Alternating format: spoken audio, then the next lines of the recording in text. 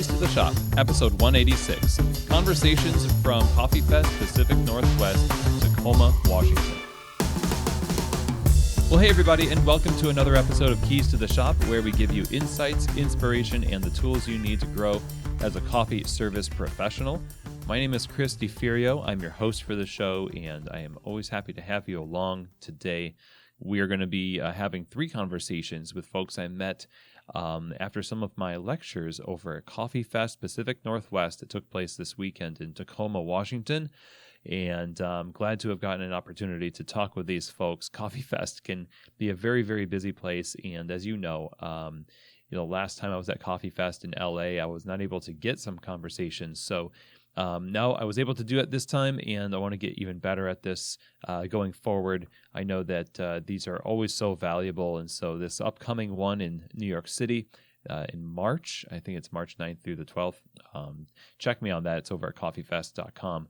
But we'll be doing the same thing there and probably getting even more interviews than the three that I have today. But we have some really great insights from the guests today on the show, so I'm excited to share those with you. Now, if you have not yet subscribed to Keys to the Shop, I would greatly encourage you to do so.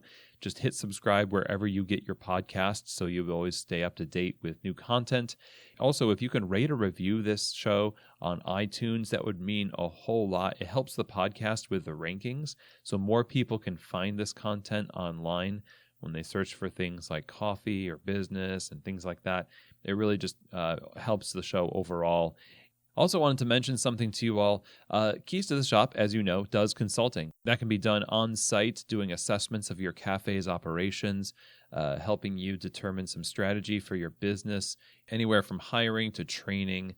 But also available is personal coaching, and that can be done over the phone.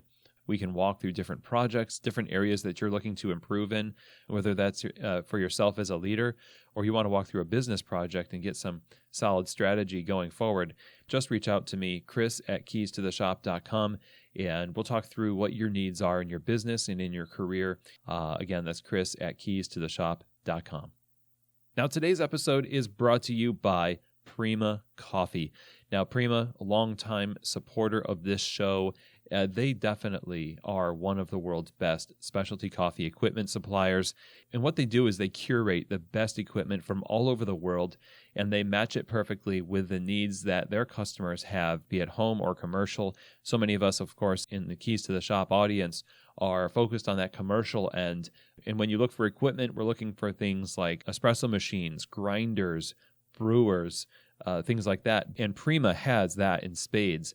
They have a great selection, but they also can help you with things like under-counter refrigeration. So that end of the commercial equipment spectrum is also able to be supplied to you through Prima. And right now, and when you go to this website, prima-coffee.com/keys, as in keys to the shop, you'll be able to use the promo code HOLIDAY5 to save 5% off of your purchase. Some restrictions apply in this deal. This code cannot be stacked with other holiday deals. So it's a deal within itself, but it's a very generous deal. That's HOLIDAY5, the number 5 after the word holiday. Go to prima-coffee.com/keys, and you can save 5% on your order. Reach out to Prima Coffee. Let them know what kind of projects you've got going on, and I'm sure you're going to love working with them. Again, that's prima-coffee.com/keys. And thank you so much, Prima, for your support of Keys to the Shop.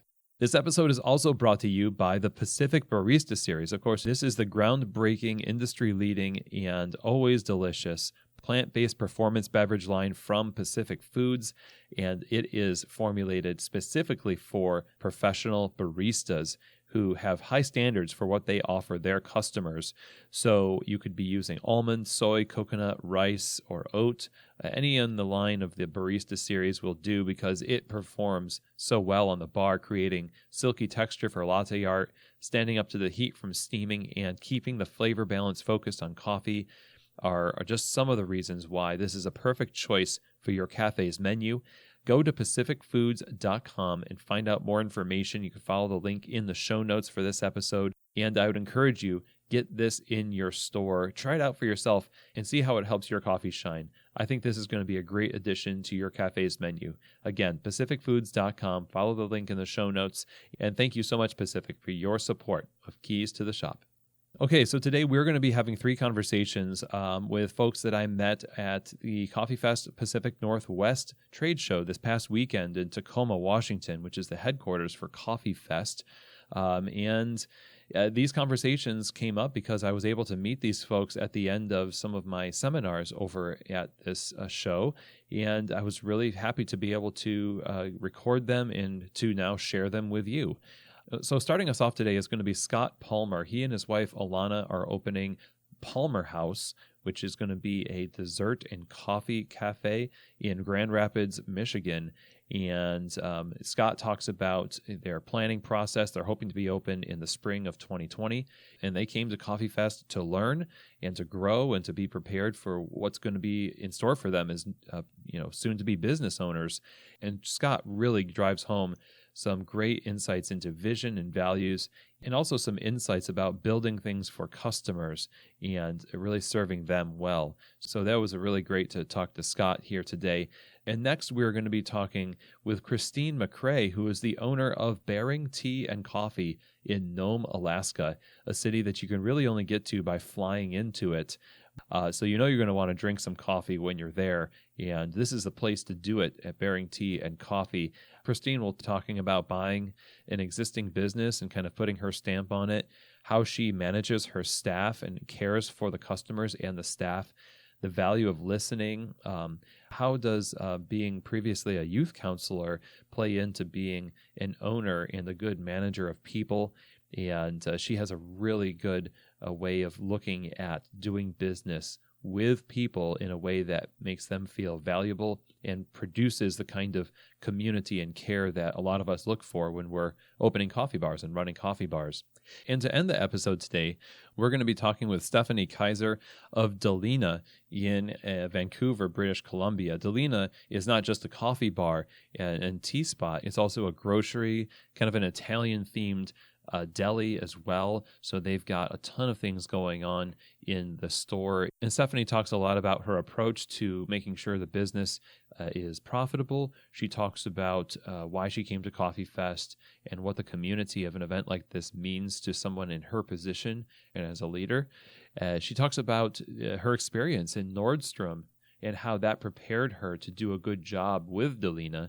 And she has some great encouragement to end this episode with.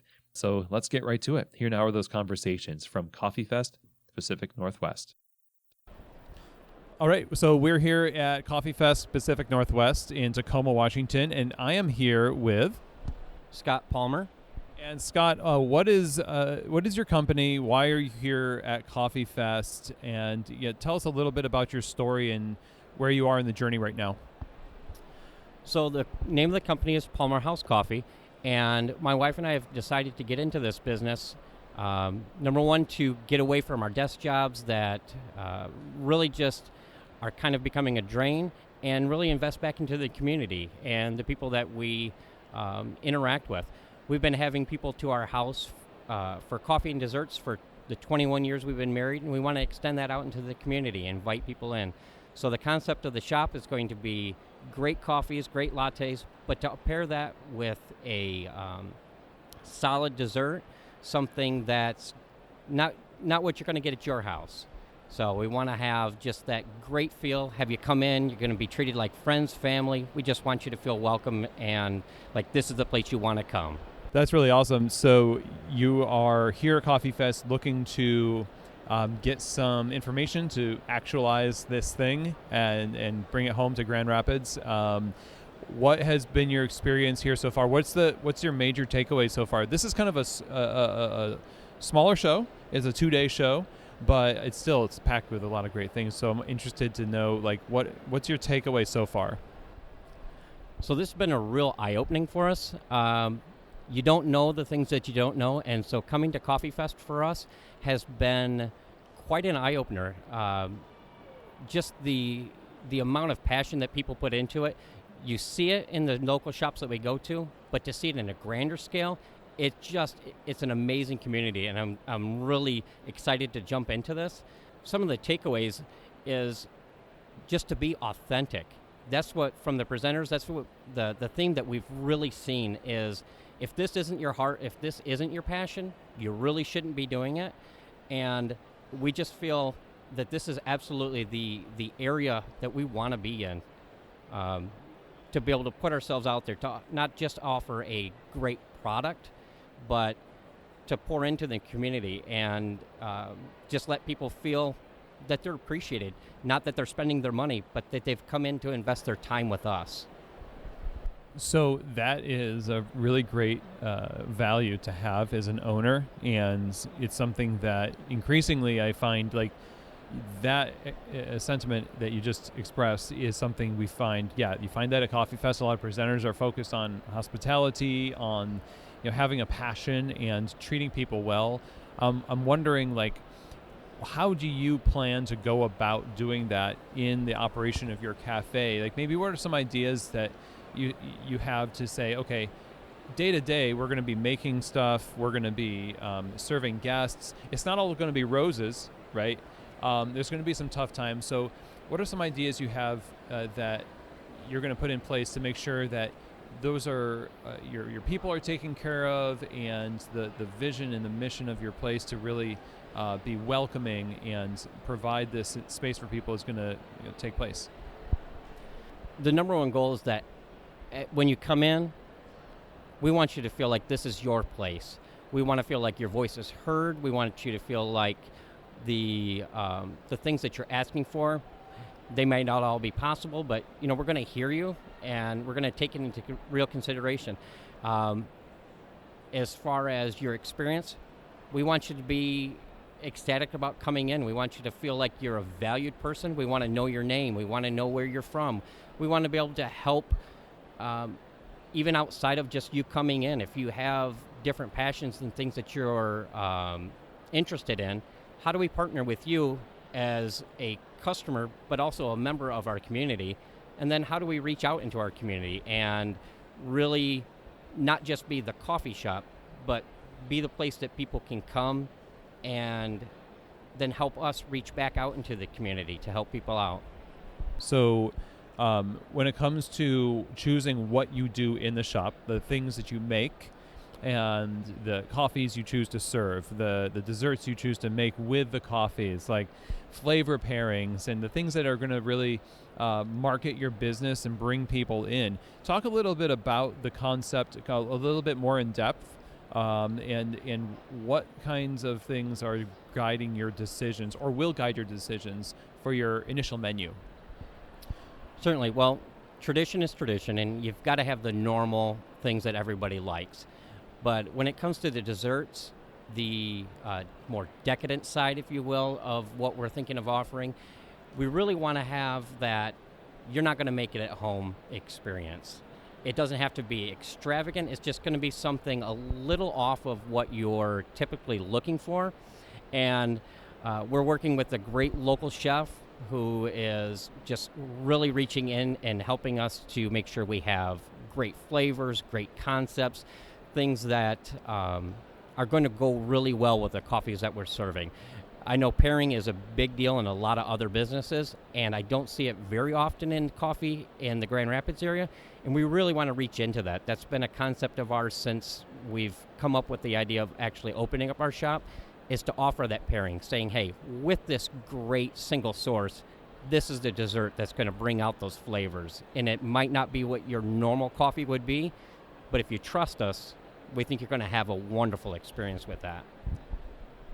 I want to know what made you decide that opening a business was the vehicle for this, rather than just practicing it in your home, as you said to me, that this is something that you had done, like have people over, you have desserts, you've been doing it for what, it was 20-something years, right? You said you could have kept doing that, and a lot of people choose to keep doing that, but you decided that a business is a vehicle instead of just personal assets, your home, etc.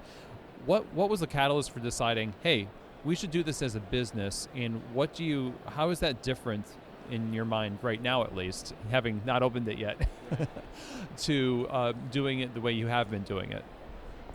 Well, I think the catalyst really is I'm an engineer by trade, so sitting behind a desk for 10, 11 hours a day just is incredibly draining.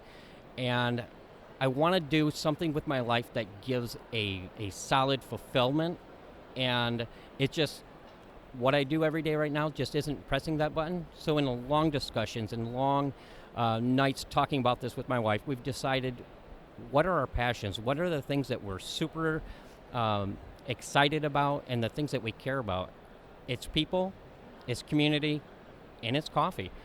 And so the idea of offering up our own shop, our own place where people can come and have that same experience that we give with our close friends and our family, but then to offer that to a greater group of people, it just, if in our concept and the way that we look at it, it just feels like it's going to hit all those social aspects of offering that out and filling a need that we feel is kind of lacking in our area.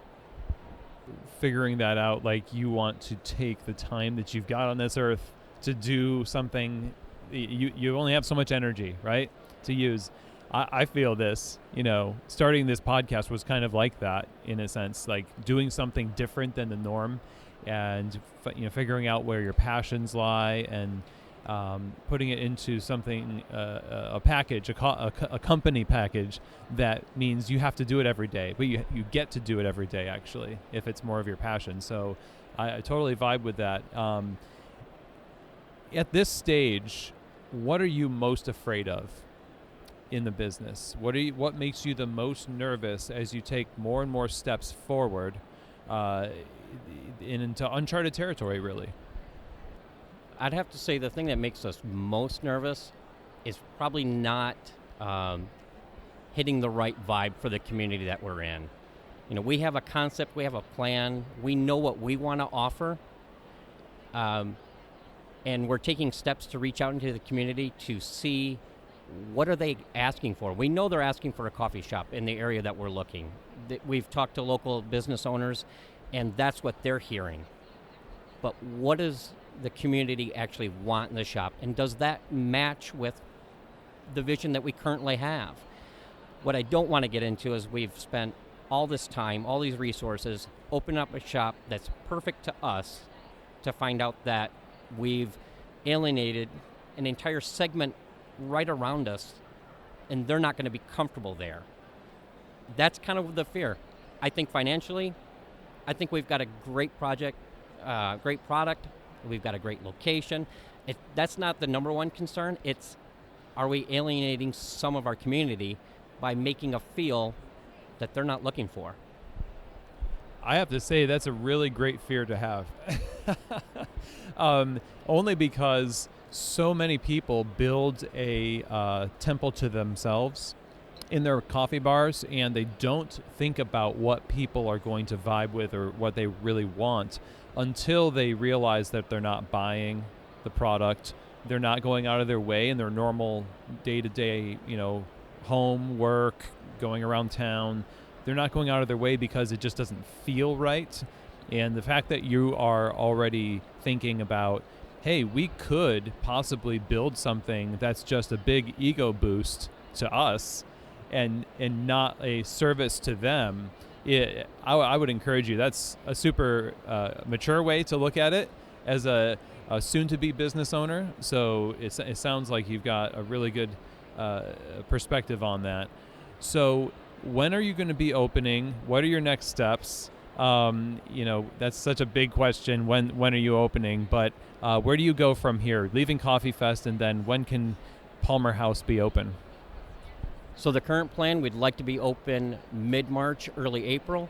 Next steps for us right now, I've got a meeting with an accountant. I've got a meeting with the health department, and we've got meetings set up with our graphics designers. We've got to come up with our logo, our brand, our look. And after that, it's just getting the layout. We've already walked the space with our general contractor. We're starting to put together the design and the layout. And then it's just hammer down, get it done, open it up, and start just feeding into the community and really pouring into the people that are around us. Well, best of luck to you. Super excited to run into you. You're telling me you're a listener to the show, and I really appreciate meeting you both here.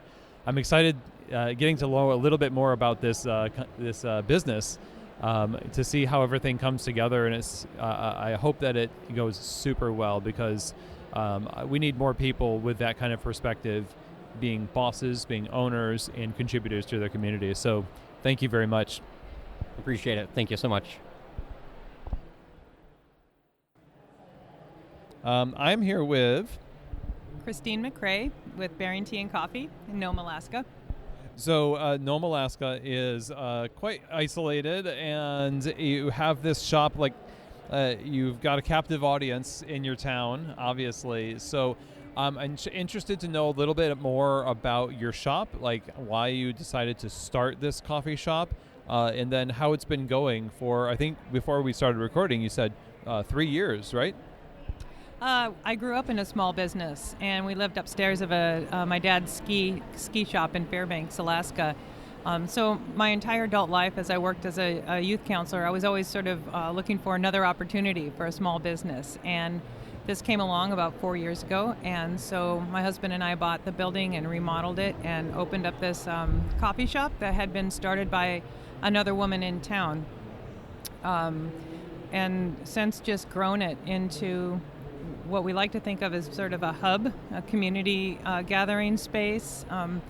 We use the space sometimes for open mic nights or gatherings, game nights, things like that. So 3 years in business and having taken over a space, that's interesting. Usually when you take over a space and it's already got customers, there's going to be a little bit of a up and down. Maybe people get used to the new ownership. Like, how did you navigate that change in ownership? And obviously you put your stamp on it, you did things, you rebranded. Or how did that go, and how did the customers react to that? It was interesting, and it was lucky for me in a way that it was partially established, but the the sort of the layout wasn't, I thought, very efficient. So over the years, and especially right beforehand, I closed the shop for 4 months, did a kind of an extensive remodel, repainted, gave it my own kind of flavor, built a new counter, got new equipment, and kept the name but added to it. And then over the next couple of years developed a logo and sort of put our own flavor to things, so that it helped that I did have a kind of a captive audience with the client base already, but in fact we only saw upward movement. I know because you came to a couple of my seminars here at Coffee Fest that you brought some of your staff with you to Coffee Fest to kind of bask in the community and be present in this learning environment. What are the things that you specifically wanted to get out of coming to Coffee Fest, and how do you imagine the things that you've learned being applied in your shop when you get back? So there's sort of the commercial aspect of it, looking around, saying like, oh, what kind of syrups do we use, or how can we make more interesting fraps and these kinds of things, to something that was important to me, which was, how am I in line with other business owners in terms of doing my numbers, doing my books? Am I doing the right things to make a profit? But first and foremost to me, in my own idea of core values, is the interface with the community, the interface with the customer. And we have a small staff, and they work really hard. And so I found, through going to a couple of your sessions, in fact, that some of the things that I was doing were exactly on par, which was listen to my staff, use them for their good ideas, and implement them. But it was also a wake-up call for me to do things better, which is, if something's broken, don't walk through and say, yeah, I need to fix that. Actually fix it. Or if they say something to me, actually, listen to it and then respond to it. Because as an employee myself, I've found in the past that those are the things that would really frustrate me, and it's a trickle effect with the morale, with keeping people happy, and if they're not happy, then they're not going to be nice to the customers. So. Well, yeah, the culture of the baristas is so important, and so much of it depends on the health of the relationship they have with whoever their immediate authority is. In this case, it's you, or in a lot of cases, it's like a manager that's been given authority by an owner to be the representative authority, right? So that's really awesome that your employees are already have experienced you kind of listening to them, so they're already kind of building that trust with you, and then you're going to go back and like fix things that need to be fixed, because it's really hard to just kind of do that when you're distracted by a lot of other things that you as an owner have to worry about that your baristas don't have to worry about. Their focus is on, this is still broken. And you're like, oh, but I got a lot of other things to do. I mean, that can be kind of frustrating, right?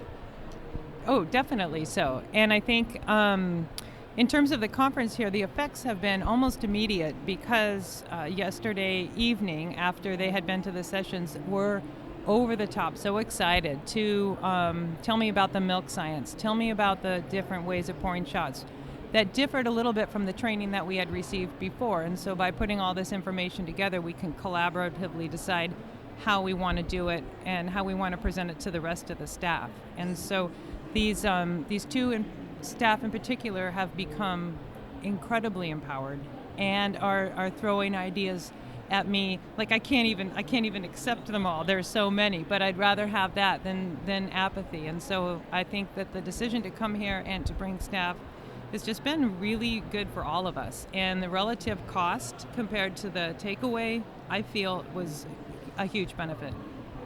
Well, that's great. I'm glad you made it. And obviously you've done a lot of great things already in the business, creating this trust between yourself and the employees, and operating this coffee shop and serving your community well. It doesn't happen by accident. Like, wanting to be that community gathering place in that hub is a great thing to put on a mission statement and to tell people when you interview them for the job. But I'm interested to know how you go about actualizing that in the day-to-day of your business. What is it? How can you know that you're actually doing that versus simply running a coffee shop, and sometimes you see it, but it's a hard metric to judge whether or not you're actually fulfilling your mission to be a community gathering space and to serve your community well. For you, how do you know that you're doing good in that area versus, we might have work to do? Well, I think, first of all, there's always work to do, but as you're asking me and I'm thinking about it, I'm keeping in mind the bigger picture, but I also know that if minute by minute if there's unhappiness, then that just turns into a whole day. So if I have an employee who's disgruntled or something, I'll work with that person for an hour or so at the shop and see if we can't kind of turn that around. And then I'll wait until after hours until I bring it up if it becomes an issue. In terms of keeping that connection with the community, I guess I would make a moment-by-moment choice. For example, if I walk through and I see a pan of burnt cookies, and the staff is still working, I'm not going to mention that right away. If it really stinks, I'm going to take it and put it outside the back door. Yeah, and put it in the snow, right, so that it's not stinking up the shop. So making these moment-by-moment decisions. I'm walking through and I'm seeing one of my mugs in the trash because it's been shattered, or somebody's dropped something and broken it, or I guess it would come back to, like, don't sweat the small stuff. But then go up to, if it's busy, jump in and help without interfering, but then say something positive. So I walk in several times a day. I may not stay, but I'm kind of in the midst of doing things, but I make sure and thank each person on my way out the door for being there. Not cheesy, not like, but just like, thank you. Or, wow, those scones look amazing. And then they'll be like, yeah, well, I burnt the cookies. And I'm like, yeah, well, cookies burn. And think of it in the big picture. They don't need to know every bit of my stress, be it financially or social or whatever. So what do you feel that accomplishes on their behalf and on the community's behalf as you make those types of decisions? So it's twofold. One, that they're feeling empowered. It helps their confidence. They're feeling like one little mistake isn't a deal breaker. And who knows, in other aspects of their life, be it school or home, if people are riding them kind of hard and they're not getting that, they're not getting bolstered.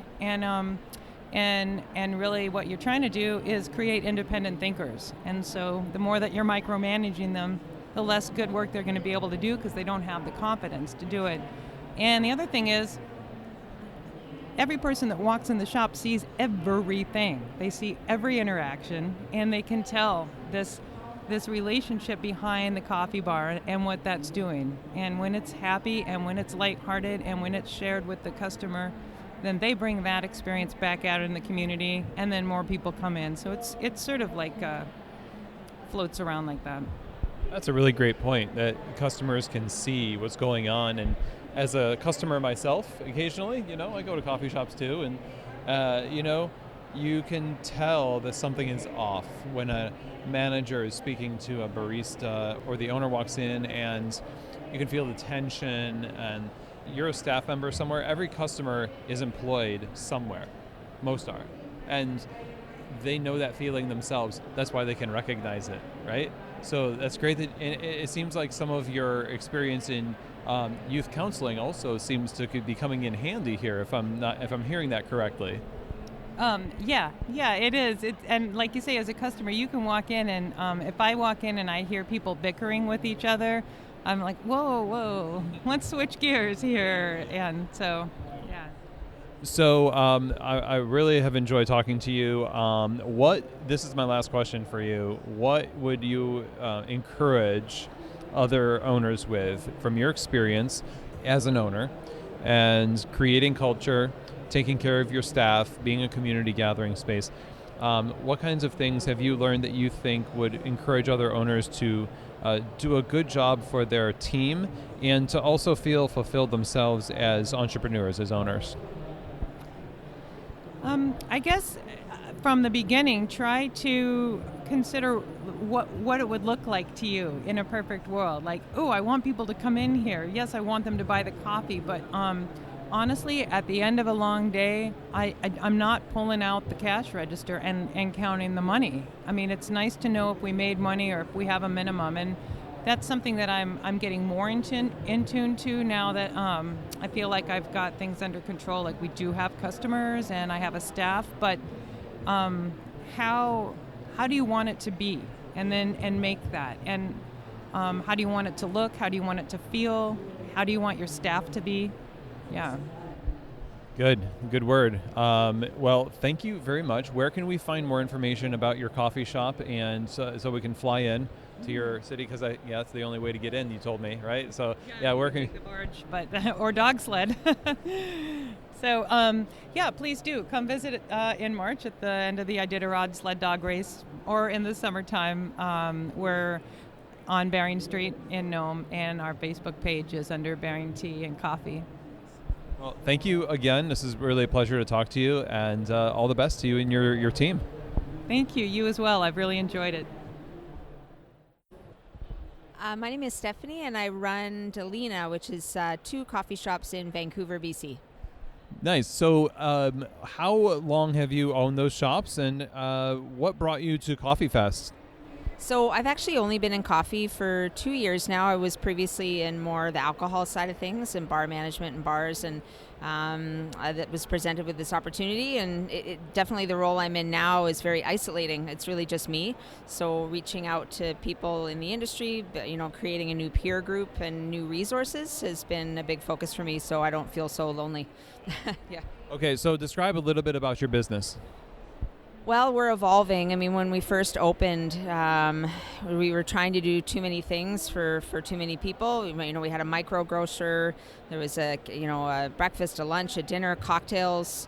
It was kind of again, trying to be too many things. And so it's really my job to just focus on specialty coffee, narrow it down, find that balance of the Italian influence and how heavy that's going to be in our menu and our drinks. And so part of my biggest challenge is really narrowing down that concept, building those core values, launching that to the team, and really finding out what our niche is going to be. So what prompts you to want to get more narrow in your focus? Is it something that you noticed yourself? Is it something customers were saying, your staff? What was the catalyst for saying, we really do need to focus a little bit more on, coffee or whatever?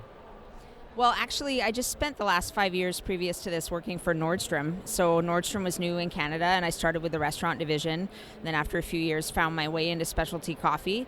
And the cool thing about Nordstrom is they have incredible systems in place. The financials, the transparency, I saw every dollar, every number. So I really know what works from a profitability standpoint. So I know that I need to have my non-alcoholic beverage numbers at a certain place. I need to have my food contribution at a certain place. So really, to make the company financially viable, I know what works. So I'm really taking that model and trying to apply it to this so that we're not open till 9 p.m. serving one sandwich and selling 4 jars of olives, that we're really focusing on breakfast, that 7 a.m. till 11 a.m. push, getting our non-alc numbers up, figuring out our food margins, and are we going to have retail, what kind of retail, so really I'm taking what I learned from Nordstrom, which again can't say enough about. They're an incredible company, and their restaurant division and specialty coffee division are fantastic, and really taught me how to own my own business and run my own business. And so I'm just really trying to make money, trying to turn it around. Yeah. So in that effort, you're taking people along with you, your staff, right? Your staff represent your brand to your customers. And so when you make decisions about changes in your business and how you communicate that and how people get on board, they've got to represent those to the customer. Talk to us a little bit about the systems you have in place to communicate first the change that's going to happen, and then next, what you do to make sure that the change that was put in place is taking. So obviously coming from Nordstrom, and previous to that I was with Fairmont and Four Seasons, and so customer service is number one across the board. So the first thing I did was call a staff meeting and get every single employee from both locations into one place, introduce myself, talk about what drives me, what my passion is, which is the customer and those interactions, those precious moments that I really believe we have the power to change somebody's day just by a simple coffee interaction, and it's something that's very close to my heart. So I kind of told my story, what coffee means to me, what customer service means to me. So yeah, lots of meetings. I have a WhatsApp chat group with my management team to roll out anything new. Definitely. So a weekly meeting with my team, a monthly meeting with everybody, and then also just finding innovative ways to communicate. I mean, obviously millennials and the younger generation, it's technology, right? So if I'm able to roll something out over WhatsApp and I can see the check marks that everybody's read it and they've seen the photos, I do videos. If I'm rolling out a new drink, I'll actually make a video of me making the drink, and then I'll put that on WhatsApp. I know that they watched the video. It's just a really great way to relay that kind of info. I love that video thing. I've done that too, and it's remarkably effective. Having kind of a video manual to do that, really, congrats on that. So when you come to an event like this, what have you received from this and that you're going to bring back to Dalina and that's helped you personally?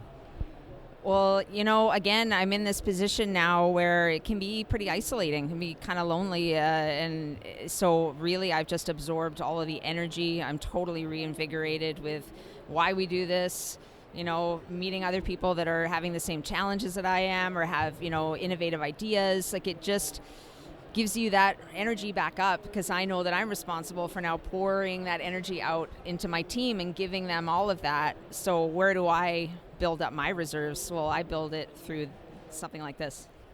So what is the next step for your company? Like, what's the next big move you're going to make? Or is it just kind of auguring down on the things that are in place now and optimizing what they do, how they perform?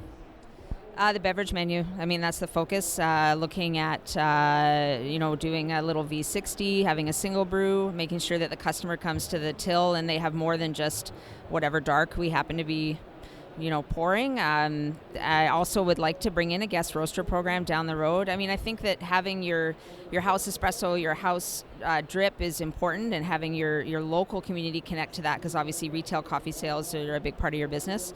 And then having a guest roaster program so that we can have espresso choices and be part of that cool local coffee culture. And, I want the team to do latte art on every beverage. I think that, when you make your drinks Instagrammable or whatever, people are taking photos or hashtagging, you become part of that community. And then also for morale, get the baristas involved in competitions. A lot of these local latte art competitions, the tickets are $15. It's such a small investment in one of your baristas. It gets them excited. They, pour that out into the team. And so really building morale, focusing on the beverage menu, getting seasonal drinks, fun drinks, lots of options for the guests. And last question. Speaking to other owners and people who are in positions of authority in cafes, what have you learned since your entry into the coffee world as an owner to other owners? What would you say is the number one lesson you've learned, and what could you encourage people with to help them put their energy in the right places and to keep going on that journey and not get disheartened? I think, recognizing that we're always learning. There's always something to learn. You have never mastered it. It's interesting to hear the challenges that people are having, and, really just being hungry for that education piece and just listening to other people talk and really seeing how that would apply to your own business. To just always be seeking out avenues of education is huge. Okay, so where can we find more information about your company, and maybe stop by when we're in Vancouver? So Dalina.ca and also Dalina Vancouver on Instagram. We have 2 locations, one on Main and Kayser in Chinatown, and another one just up on Broadway, just over the bridge. So, Well, thank you, Stephanie. Thank you.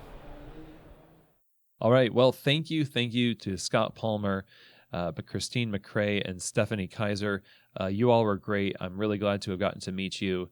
And from these conversations, my main takeaways from them were, one, when we're talking with Scott, is the idea of, building it for the people, building it not necessarily just for yourself, building something that's like an ego boost, or you put all this work into it and it's beautiful, but it's not vibing with what the community wants.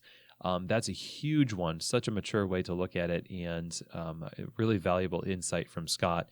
And next from Stephanie, I think it was huge that she was talking about not sweating the small stuff, and really has a mind for empathy for the people that work for her, and that just spills over, that kind of a generous view of humanity, even in the midst of high-pressure situations. It spills over to the customers. They get to experience that feel, and it makes you want to stick around and go to that coffee shop even more, spend more time there. And lastly, from Stephanie, we just heard, is that we're always learning, and we're always kind of mastering things a little bit more as we go. We're getting better and better. And that mentality of always learning is what drives a podcast like this. Of course, we take what we know and we apply it as best we can, and we gain great satisfaction from that. But the words here, I think, serve to encourage us to say, look, you're not going to be perfect. You're going to get better as you have experience as an owner. You're going to make mistakes, but you're going to learn from those mistakes, and then you're just going to keep going. And I always tell every class I teach at Coffee Fest, and maybe I get like a broken record here, but this applies just as much to you as it does to anybody that comes to my seminars at Coffee Fest. There is a ton of great information out there to be experienced by you in your community, and all you have to do is open yourself up to learn from those who are around you and the expertise that they have as they've walked this earth and they've experienced so many different things. We have these different vignettes that we present on the show in the form of conversations, in the form of episodes too, things that I've learned from my experience, things that I am showcasing on the show with guests and their experiences. And I think all of the people in your coffee shop and in your community potentially could have their own episode on something like Keys to the Shop. And one of the things that I hope that these episodes inspire in you is the idea that the story behind what people have experienced is so critical because it encapsulates that experience into a lesson that can help make us more joyful in our work, make us better at what we do, and create a better environment for those who will come after us in the same effort, in the same work. So thanks again to all my guests today. And if you want more information about Coffee Fest and attending, again, the next one is in New York coming up in March. So go to coffeefest.com and check that out. As more information becomes available, the schedule will get filled out. But mark your calendars, because that's coming up soon and you're not going to want to miss it. And I don't want to miss you. I'll be there. So I want to get to see you, meet you. So that is it for our show today. Now, if you want to get in touch with me, it's Chris at keystotheshop.com. As I mentioned at the top of the episode, if you have inquiries about Keys to the Shop Consulting, that's the email to use. Or if you just have questions about Keys to the Shop, if you have suggested topics or guests, I'd love to hear that. Chris at keystotheshop.com is the email to use. So I hope you have an amazing rest of your week. Thank you so much for being listeners to this show. Share this with a friend. If any of these episodes stand out to you, share them with friends. You can find all these episodes over at keystotheshop.com/episodes. There's the full catalog of Keys to the Shop episodes to choose from. My encouragement to you is to find topics that are relevant to what you're going through right now. Some people want to go through from the beginning and all the way through. That's, hey, if that's your thing, that's your thing. But I find the most valuable is to use it as a reference catalog. So keystotheshop.com/episodes, where you can find all of the past episodes. And that's it. Thank you once more. And as always, I hope that this episode has truly given you keys to the shop.